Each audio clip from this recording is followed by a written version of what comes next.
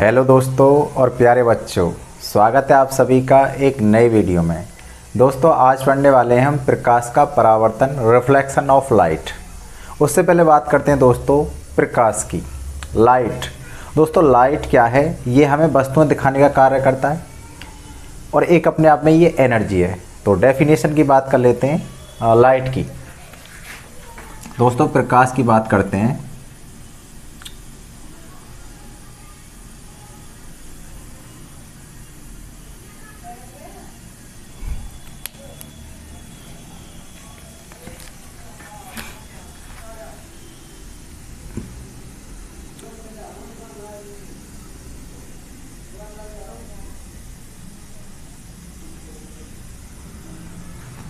दोस्तों प्रकाश एक ऊर्जा है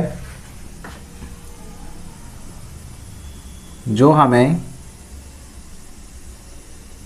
वस्तुएं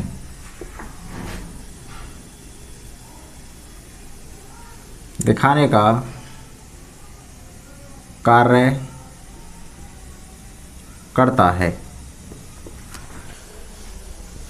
प्रकाश के कुछ गुणधर्मों की बात करते हैं दोस्तों। प्रकाश अपने पास कुछ प्रॉपर्टी रखता है। प्रकाश के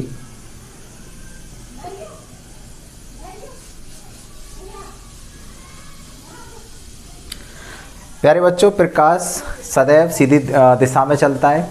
इसकी कुछ चाल होती है, कुछ इसकी तरंग दैर्घ्य होती है, कुछ ये तरंगों के रूप में चलता है। तो इन सब बातों को मिलाकर के बनते हैं इसके गुणधर्मों। तो बात करते हैं गुणधर्म नंबर 1 की।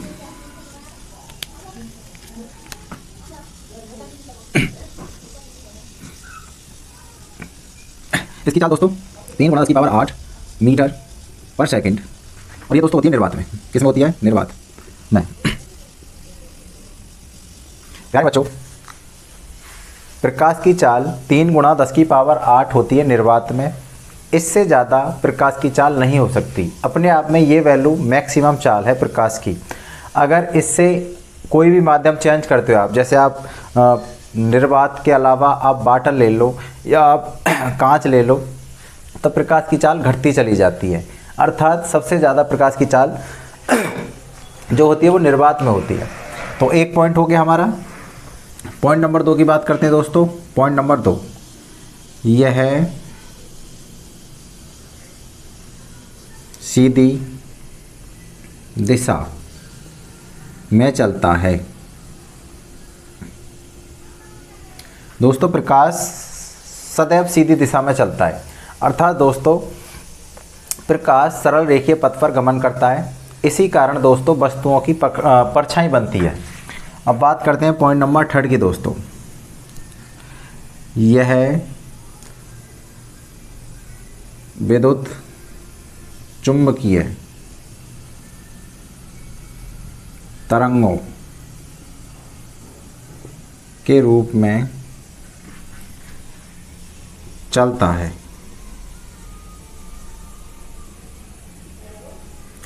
फ्रेंड्स, प्रकाश सदैव विद्युत चुंबकीय तरंगों के रूप में चलता है। विद्युत चुंबकीय दोस्तों, विद्युत चुंबकीय एक ही शब्द है।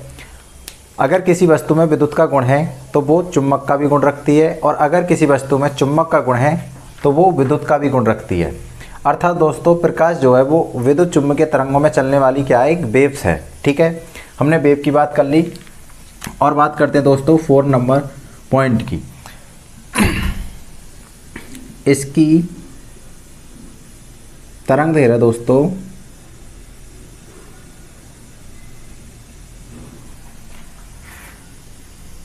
3900 एंगस्ट्रॉम से लेकर के 7800 एंगस्ट्रॉम तक होती है। दोस्तों तरंग दैर्घ्य की बात कर ली, कितनी होती है? 3900 से 7800 एंगस्ट्रॉम तक। दोस्तों एंगस्ट्रॉम एक दूरी का मात्रक है, एक छोटा मात्रक है। आपकी जो वेवलेंथ है, तरंग दैर्घ्य, वो एक दूरी होती है और उसको सदैव किस में मापा जाता है? ज़्यादातर एंगस्ट्रॉम में। और दोस्तों 1 एंगस्ट्रॉम बराबर होता है, इधर आप याद रखेंगे, 1 एंगस्ट्रॉम बराबर होता है 10⁻⁻⁻ मीटर। ठीक है। तो 1 एंगस्ट्रॉम बराबर होता है 10 की पावर माइनस के 10 मीटर। ये एक दूरी का छोटा मात्रक है एंगस्ट्रॉम। तो दोस्तों हमने देखा प्रकाश क्या है और प्रकाश के गुणधर्म क्या हैं। प्रकाश एक ऊर्जा है, यह हमें वस्तुएं दिखाने का काम करता है। इसकी चाल निर्वात में सबसे ज़्यादा होती है, यह सीधी दिशा में चलता है और यह विद्युत चुम्बकीय तरंगों के रूप में चलता है और इसकी तरंग दैर्घ्य 3900 से लेकर के 7800 एंगस्ट्रॉम तक होती है। दोस्तों अब बात करते हैं प्रकाश के परावर्तन की।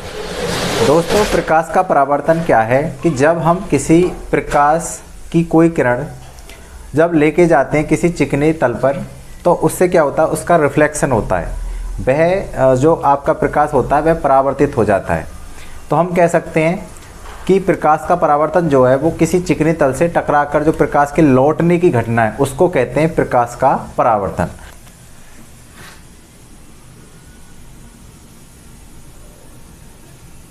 प्रकाश का परावर्तन, रिफ्लेक्शन ऑफ लाइट, प्रकाश का परावर्तन। तो दोस्तों प्रकाश का परावर्तन देख लेते हैं क्या है।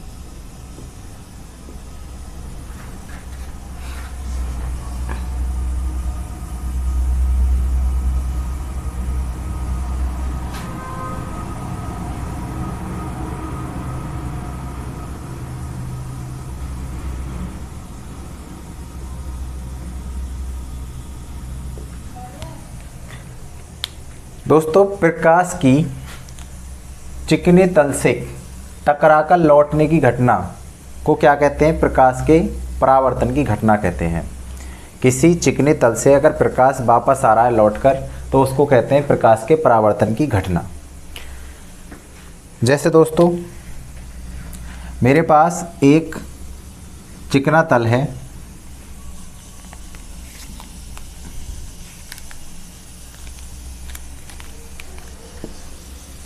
ये देखें आप, एक मेरे पास चिकना तल है, इसके पीछे हो रही है पॉलिश, तो दोस्तों मेरे पास एक तल है। अब इस तल पर मैं कोई प्रकाश की किरण डाल रहा हूँ किसी एंगल के साथ। दोस्तों हमने एक प्रकाश की किरण डाली है, आने वाली प्रकाश की किरण को कहते हैं आपतित किरण। दोस्तों ये अपने आप में एक चिकना तल, ये क्या है, प्रकाश की आपतित किरण। प्रकाश आ रहा है इसको कहेंगे आने वाली आपतित किरण। दोस्तों ये वाला जो बिंदु होता है इसको कहते हैं आपतन बिंदु। जहाँ पे ये टकरा रहा है इस पृष्ठ पर जो आपका ये तल है इसको कहते हैं आपतन बिंदु। दोस्तों आपतन बिंदु पर क्या करते हैं, एक नॉर्मल ले लेते हैं, अभिलंब। दोस्तों ये डाल दिया मैंने अभिलंब, इसको कहेंगे आप अभिलंब नॉर्मल।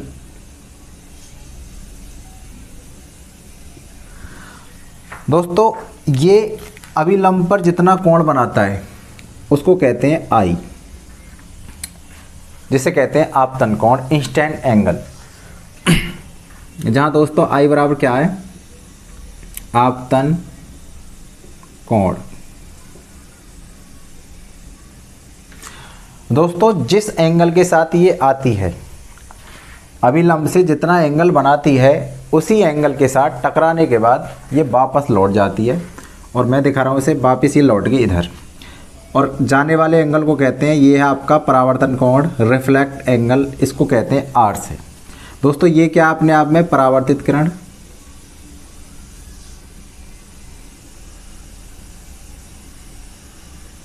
और एंगल आर क्या है दोस्तों, यहाँ पे जो एंगल आर है वो है आपका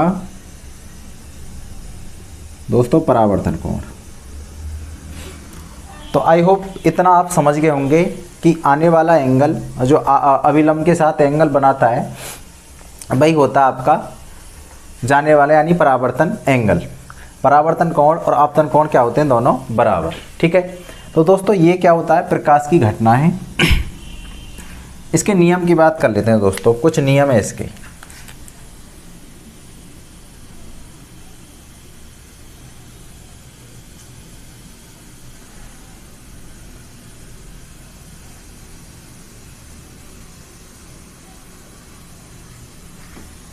दोस्तों इसके दो नियम है। दो नियम क्या है, ये आपकी जो आपतित किरण दिख रही है और ये परावर्तित किरण और ये आपके आपतन बिंदु पर जो आपका अभिलंब है, ये तीनों एक ही तल में होते हैं, एक ही प्लेन में होते हैं दोस्तों। तो इस बात को हम लिख देते हैं। फर्स्ट नियम,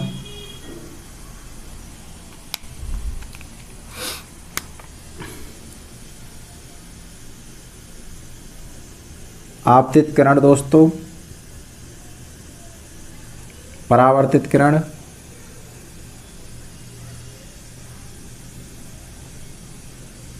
वह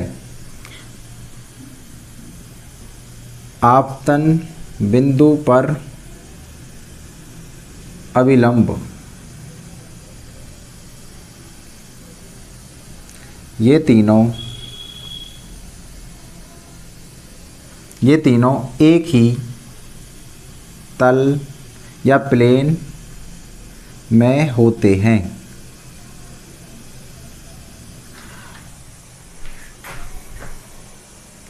तो दोस्तों आपने पहला नियम देख लिया कि आपतन जो आपका आपतित किरण है, परावर्तित किरण और ये जो आपका आपतन बिंदु पर नॉर्मल लेते हैं, ये तीनों क्या होते हैं, एक ही प्लेन में होते हैं।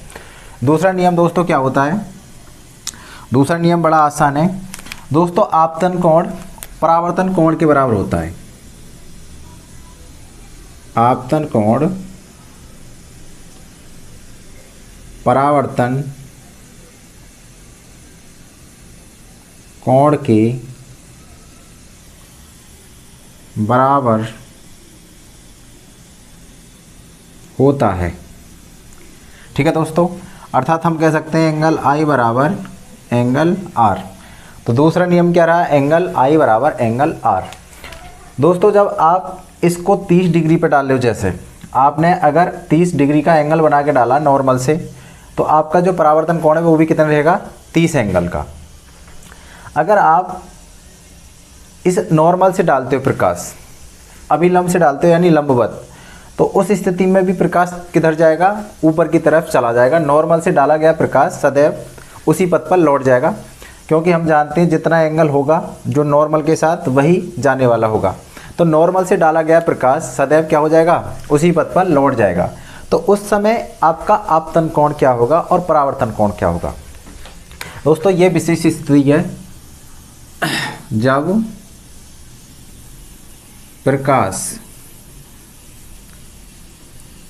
अभिलंबत डाला जाए। तो दोस्तों उस स्थिति में एंगल आई जो रहेगा आपका 0 और तब क्या हो जाएगा, एंगल आर भी दोस्तों 0। ठीक है, उस समय आप एंगल आई बराबर 0 लेंगे, ना कि 90। तो एंगल आई बराबर 0 होने पर हम जानते हैं एंगल आर भी क्या होगा, 0।